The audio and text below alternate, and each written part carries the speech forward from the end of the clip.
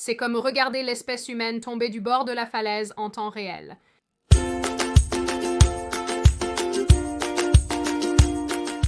Salut, je m'appelle Sydney, bienvenue à nouveau en enfer. Maintenant, je dois admettre que moi, à l'occasion, j'aime regarder la télé-réalité. Ça agit comme du Valium sur votre cerveau, vous rendant stupide. Mais plus que tout, la télé-réalité a une très bonne habitude de mettre en évidence les personnes les plus bizarres avec les histoires les plus bizarres. C'est comme le spectacle moderne de monstres de foire. Et plutôt que d'avoir à aller à une fête foraine malodorante, parce que je ne sais pas pourquoi quelqu'un irait jamais à une fête foraine, nous pouvons nous asseoir et regarder ces personnes depuis le confort de nos propres maisons, les pointer du doigt, les juger et créer du contenu à ce sujet. Nous sommes une espèce si agréable. Avec l'émergence de législation à travers le pays et dans le monde entier, conçue pour arrêter la transition des enfants, un individu particulier d'une émission de télé-réalité particulière a été propulsé de nouveau sous les projecteurs. Ces dernières semaines, un extrait récent de l'émission TLC Un Jazz est devenu viral. Il montrait une conversation entre Jazz Jennings et Mère Jeannette, où Jazz exprime des regrets et un malaise, disant « Je ressens » un peu partout, et comme si mon esprit était très encombré et pas clair, et je veux vraiment avoir cette clarté. Je veux vraiment me comprendre et être capable de lire mon propre âme et ce que je veux. Et c'est très difficile et je pense que je m'effondre un peu, sombrant dans la négativité. Je veux me sentir comme moi-même, comme... C'est tout, je m'en moque. Je désire simplement être heureuse et me sentir bien. Je ne me sens jamais moi-même. À partir de ce seul extrait, certaines personnes ont conclu que la transition de cette émission rend finalement une personne encore plus malheureuse, tandis que d'autres ont dit que les sentiments de Jazz n'ont absolument rien à voir avec le fait d'être transgenre, mais plutôt l'anxiété et la dépression que beaucoup de gens éprouvent. Non pas que quelqu'un m'ait demandé mon avis, mais je pense peut-être que tout est lié. Maintenant, si vous vivez sur la planète Terre, ici avec le reste d'entre nous, pleurant sur la destruction de notre société, vous avez probablement déjà entendu parler du nom de Jazz Jennings. Jazz a essentiellement été popularisé comme le premier enfant trans d'Amérique, dont toute la transition et la vie ont été diffusées à la télévision et ont fait l'objet d'une consommation publique d'une manière qu'aucun autre jeune ou même adulte transgenre n'avait connue auparavant. Un Jazz a été diffusé pour la première fois sur TLC en 2015 lorsque Jazz n'avait que 14 ans et l'émission a vraiment ouvert la voie pour que les jeunes trans deviennent un sujet de conversation aux yeux du public. Jazz a toujours été salué par les activistes comme le modèle d'enfant trans et a contribué à normaliser les enfants transgenres au fil des ans. Alors que tant de gens semblent considérer l'histoire de Jazz comme un succès retentissant au fil du temps, la réalité et la vérité derrière la vie de Jazz, cette transition et toutes les choses associées semblent être beaucoup plus sombres.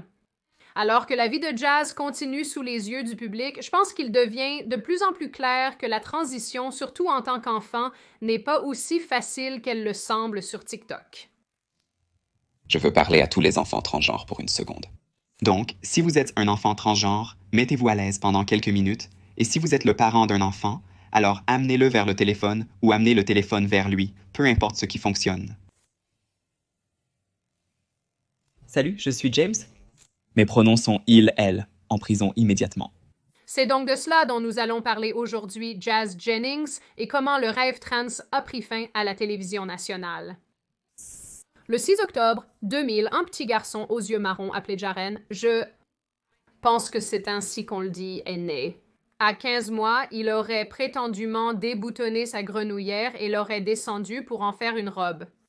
Oui, parce que c'est un indicateur vraiment fort que votre enfant n'est pas un garçon. Jeez Louise pointe juste le missile droit sur mon visage. Vers l'âge de 2 ans, selon les informations que vous obtenez, les parents de Jaron ont exprimé que leur petit garçon était en fait une petite fille et ont commencé à faire la transition sociale de leur fils, dont le nom est devenu Jazz. La transition sociale est le processus par lequel un enfant commence à vivre en tant que l'autre genre. Cela peut impliquer des vêtements différents, un nom différent et être désigné par des pronoms différents. À 5 ans, les parents de Jazz avaient trouvé une école primaire qui utiliserait des pronoms féminins pour Jazz, qui s'habillait également en fille à ce moment-là. Peu après, à 6 ans, l'histoire de Jazz a fait la une des médias nationaux lorsque Barbara Walters l'a couverte dans l'émission American Broadcasting Company 2020. Barbara Walters est-elle une journaliste? Puis-je l'appeler une journaliste? Je ne sais pas. Vous devez vous rappeler que c'était en 2007 et la question de la transidentité était encore assez étrangère pour l'Américain moyen. Les causes de justice sociale dédiées aux individus transgenres n'étaient pas si répandues, donc l'interview de Jazz en 2020 était vraiment très intéressante pour le public américain. C'était peu après. Je parie que vous êtes tous lassés d'entendre parler de cette histoire. Pendant cette interview, Janet Jennings, la mère de Jazz, a dit « Une phase est appelée une phase parce que c'est juste cela. Ça se termine et pourtant ça ne finit pas. Ça ne cesse de s'intensifier. » Quelques années plus tard, en 2011, un documentaire a été diffusé sur le réseau Oprah Winfrey intitulé « Je suis Jazz », une famille en transition qui a une fois de plus examiné Jazz et la famille Jennings. En fait, Jennings n'est pas le vrai nom de famille de cette famille. Le pseudonyme a été utilisé pour protéger l'identité de la famille, mais cela n'a plus vraiment d'importance maintenant que vous êtes passé à la télévision nationale. À peu près à la même époque, à l'âge de 11 ans, Jazz a commencé à prendre des bloqueurs de puberté et 1 an plus tard, à l'âge de 12 ans, Jazz a commencé à prendre des hormones de sexe opposé. Les années qui ont suivi ont apporté beaucoup d'opportunités pour la famille Jennings.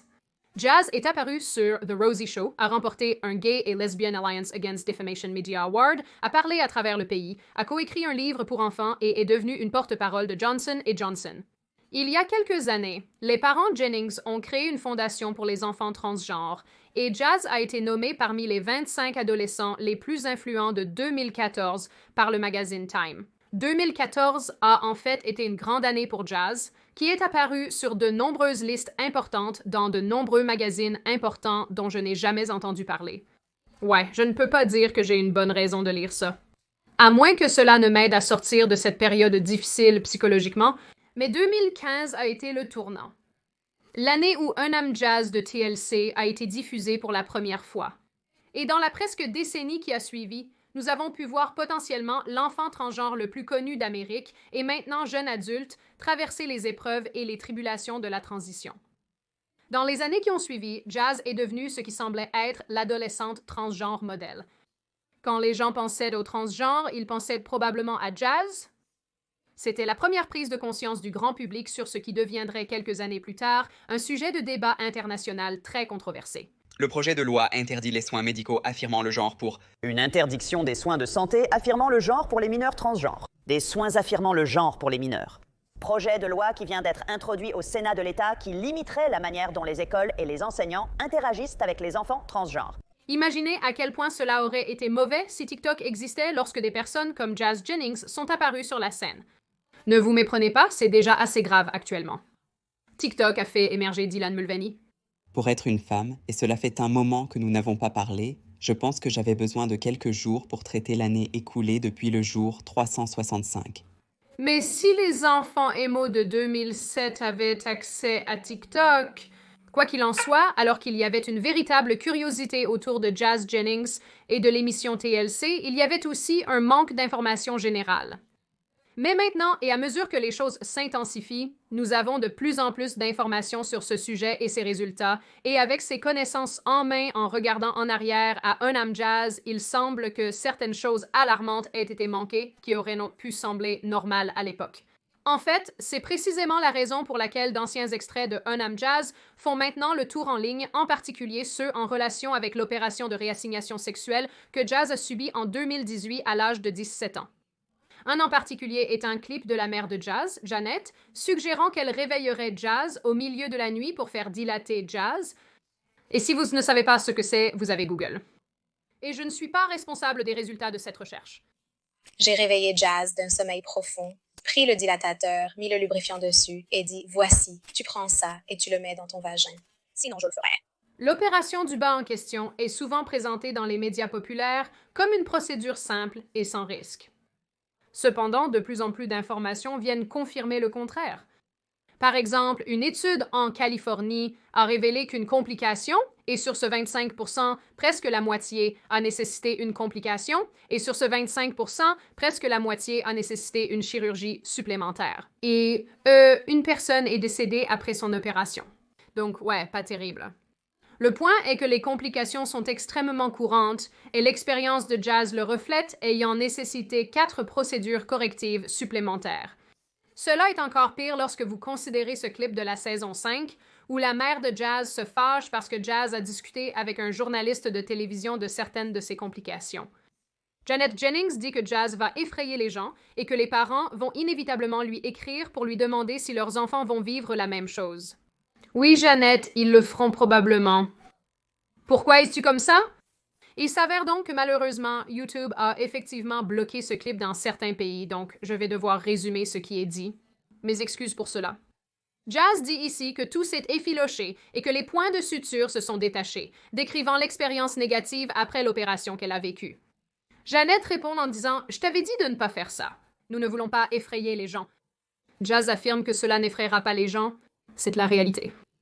Janet se plaint alors que cela effraiera en fait les gens et qu'elle recevra des emails et des appels de parents inquiets que cela arrive aussi à leurs enfants. Dans une interview en tête-à-tête avec l'équipe Loin de Janet, Jazz dit « J'ai vécu quelque chose de majeur et je ne peux pas simplement dire « Oh, tout s'est bien passé, tout était parfait » parce que ce n'est tout simplement pas vrai. Personnellement, ce que je trouve si perturbant dans cet échange, c'est que la mère de Jazz ne veut pas discuter des complications très réelles et très sérieuses qui peuvent résulter de ces opérations que son propre enfant a vécues en relation avec ces opérations. Cela semble extrêmement irresponsable. On a aussi l'impression qu'elle essaie de cacher la vérité aux parents qui pourraient exprimer leurs préoccupations et aux jeunes vulnérables, adolescents et même jeunes adultes qui pourraient envisager de suivre cette voie. Fait intéressant, Jazz, d'autre part, semble réellement vouloir que cette information soit divulguée, et je dois lui rendre hommage pour cela, car les opérations génitales ne sont pas une blague, et il n'y a pas de retour en arrière une fois que vous passez sous le couteau. Oui, impossible d'annuler cette coupure. J'ai des questions. Personne n'explique-t-il la permanence de la chirurgie plastique à ses patients? Que faites-vous? Gagner de l'argent sur le dos de jeunes personnes vulnérables et impressionnables atteintes de maladies mentales? Vous êtes médecin, mais il faut comprendre que l'expérience de Jazz avec les bloqueurs de puberté a contribué à certains de ses problèmes chirurgicaux. Étant donné que Jazz a commencé les bloqueurs de puberté à un si jeune âge et n'a jamais traversé une puberté atypique, il n'y avait pas assez de peau pénienne pour créer un néovagin. Un article de 2018 décrit comment les médecins ont dû utiliser une nouvelle technique parce que Jazz a commencé à utiliser des hormones à un si jeune âge, ce qui signifie qu'il n'y avait pas assez de tissu pour construire un vagin. Les médecins de Jazz ont dû utiliser du tissu de la paroi de l'estomac à la place. Les bloqueurs de puberté sont souvent présentés comme inoffensifs pour les adolescents, mais ce n'est pas toujours le cas. Sur cette chaîne, j'ai déjà partagé des extraits d'endocrinologues affirmant que si les bloqueurs de puberté réduisent les testicules d'un enfant, il suffit de les enlever car ils sont devenus inutiles. Les testicules d'Avril ne se sont jamais développés. En fait, elle ne produit aucun spermatozoïde.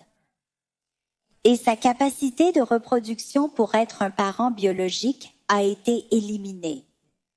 Ses testicules ne sont pas fonctionnels. Et en médecine, ne recommandons-nous pas souvent l'élimination des organes non fonctionnels? Eh bien, ils l'ont fait. Je vais avoir besoin d'un mot plus fort que... Cette personne a une licence médicale. Genre, madame, allez dans la mer, vous êtes une personne folle. Le commentaire en cours sur les bloqueurs de puberté est qu'ils mettent vraiment simplement la puberté en pause jusqu'à ce qu'un enfant soit prêt à franchir l'étape suivante. D'autre part, le cas de Jazz démontre sérieusement et légitimement qu'il y a des problèmes qui découlent de l'utilisation de ces types de médicaments et de leur administration à des enfants à des âges aussi précoces.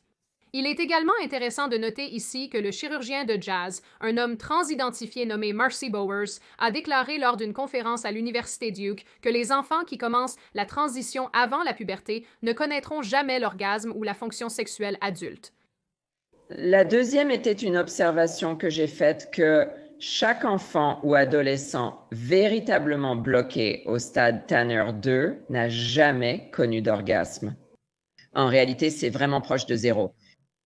Il s'agit évidemment des personnes assignées hommes à la naissance, donc transféminines, et c'est parce qu'elles n'ont jamais été exposées à la testostérone dans leur vie. Cela ne change pas. Cela ne change pas. Donc, les bloqueurs empêchent l'augmentation de la testostérone et ils ne commencent vraiment pas à prendre de la testostérone à l'approche de la chirurgie ou à l'âge adulte. Donc, nous ne savons pas s'ils vont avoir cette sensation. Il n'y a pas de doute à ce sujet, mais vont-ils pouvoir atteindre la satisfaction sexuelle? C'est le même médecin, je vous le rappelle, qui a regardé le corps de Jazz et a fait des commentaires sur comment Jazz pourrait être une star du porno avec le nombre de photos que Bowers prenait de la génitalité de Jazz. Laissez-moi juste prendre une photo aussi, pauvre chose. Tu pourrais être une star du porno pour... Toutes les photos sont prises. Je ne sais pas, il y a probablement un commentaire à faire quelque part.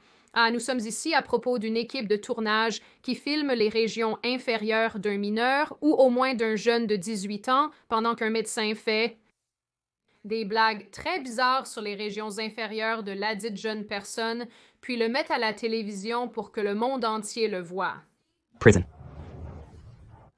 Comme dit initialement Carnaval Freak Show, je suis une personne normale et je n'aime pas ça.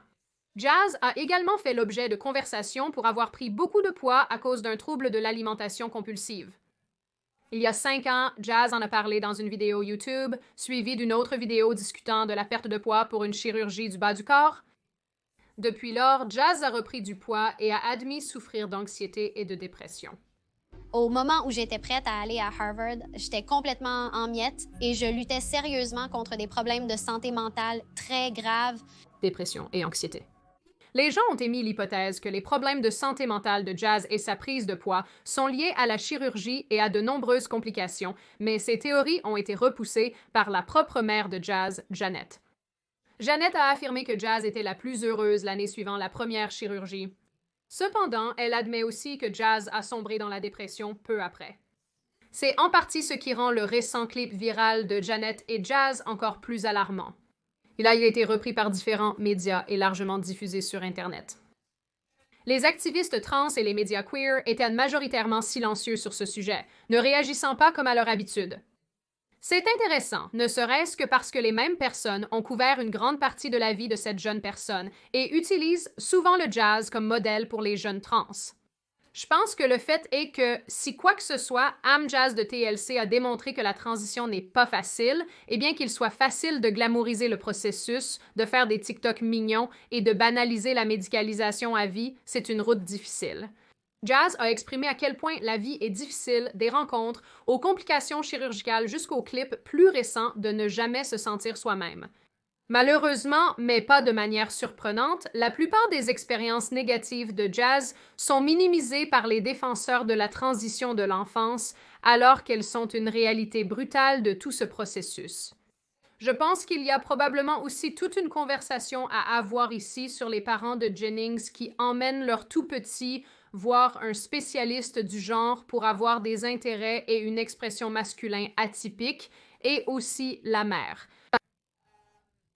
J'ai regardé beaucoup de clips maintenant et je ne sais pas... Oui, il y a quelque chose de vraiment étrange dans la dynamique ici et je ne sais pas si c'est une situation de Munchausen par procuration ou quelque chose comme ça. Mais il y a aussi une conversation à avoir sur Jeanette Jennings et ce comportement incroyablement oppressant envers Jazz. Vous savez, j'aime toujours reconnaître que dans ces situations, peut-être que cette personne est en fait légitimement trans et peut-être qu'elle l'était depuis le début et peut-être que cela a une direction, mais plutôt en facilitant le chemin de cet enfant, dans une direction, mais plutôt en facilitant le chemin de cet enfant sur une route très très difficile. Et c'est vraiment triste. Ou d'autre part, et surtout dans ce cas, peut-être que c'est juste une situation où vous aviez un petit garçon gay et les parents ont transmis ce gay. Quoi qu'il en soit, depuis l'âge d'environ 6 ans, Jazz Jennings n'a pas eu un seul moment d'intimité. Toutes les disputes, les arguments, les traumatismes, les problèmes de santé mentale, tout a été capturé par TLC et ensuite diffusé à des millions de personnes, et il y a certainement quelque chose à dire à ce sujet. Mais peut-être encore plus tragiquement, en plus des défis de grandir diffusés à la télévision, Jazz Jennings est devenu un ballon de football politique, pour ainsi dire, lancé d'un côté à l'autre du débat sur la théorie du genre, l'idéologie du genre. Pire encore est d'être le vaisseau par lequel la transition de l'enfance est glamourisée, avec si peu de personnes dans l'image d'un enfant trans. Et à la fin, peu importe où vous êtes un enfant trans. Et à la fin, peu importe où vous vous situez sur la question, je pense que nous pouvons tous convenir que la vie que Jase Jennings a menée, sous les projecteurs et en dehors, à la télévision et en dehors, serait difficile pour n'importe quel jeune à gérer. Pensez-vous qu'ils ne sont pas vraiment de quoi écrire à la maison? Pensez-vous que le comportement de la mère de Jazz est un peu étrange et que certaines des choses qu'elle ne dit pas ne s'additionnent pas vraiment? Pensez-vous que Jazz est en faute ici ou juste une personne qui essaye de trouver sa place dans le monde et qui est exploitée par les gens autour d'elle, par TLC? Aimez-vous cette émission sur TLC? La regardez-vous? Quelle est votre opinion globale sur cette question? N'oubliez pas de vous abonner et de liker la vidéo si elle vous a plu. N'hésitez pas à laisser un commentaire si vous le souhaitez. Soyez respectueux à ce propos. On se revoit la prochaine fois.